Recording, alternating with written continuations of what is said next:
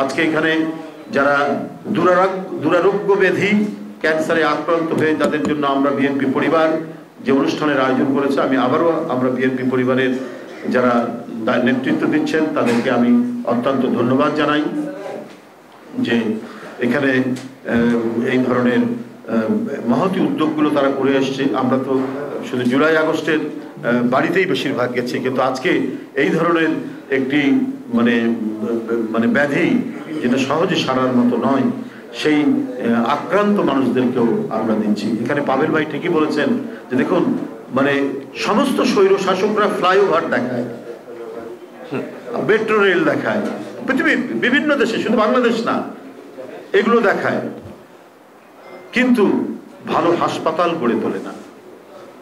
যে চিকিৎসা যে বাজেট, সে বাজেট একই রকম থাকতো। এবং সবচেয়ে ইন্টারেস্টিং যে করোনার সময় এত যে বিপর্যয়, করোনার পরেও কিন্তু বাজেট বৃদ্ধি করেনি।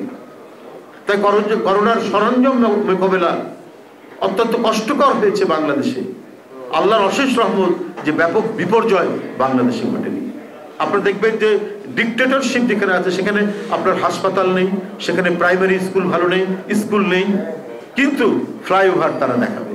কারণ যেখান থেকে অবৈধ টাকা উপার্জন করা যায় এবং টাকা পাচার করা যায়, সেই কাজগুলোই তারা করেছে। রেন্টাল বিদ্যুতে তারা সেটা করেছে। আজকেও খবরের কাগজে দেখলাম যে দরবেশ বাবাজি বলেন একজনকে জেলখানায় আছে, তার ৩৭২টা ব্যাংক অ্যাকাউন্টটাকে ফ্রিজ করা হয়েছে। তো এইগুলোর মাধ্যমেই তো টাকাগুলো গেছে। কিন্তু এই দেশের চিকিৎসার যেটা আমূল পরিবর্তন হওয়া দরকার, সেইটা কখনোই হাত দেয়নি শেখ হাসিনা। টাকা সব বাইরে নিয়ে গেছেন তার আত্মীয় স্বজনরা এবং তার দলের হোমরা চোমরারা। কিন্তু একটা ভালো স্কুল নির্মাণ গ্রামে গঞ্জে, সেখানে টিফিনের ব্যবস্থা হবে, সেখানে নানা কিছু ব্যবস্থা হবে, পোশাক থাকবে, সেগুলো তিনি করেননি গ্রামে গঞ্জে। শহরের যে মানে চিকিৎসা ব্যবস্থাপনা, সেটা যে গ্রাম পর্যায়ে তৃণমূলে পৌঁছাতে হবে, সেই ব্যবস্থাটা তিনি করেননি। এটাই হচ্ছে ফ্যাসিস্টদের লক্ষ্য, এটাই হচ্ছে ডিক্টেটর একনায়কদের লক্ষ্য।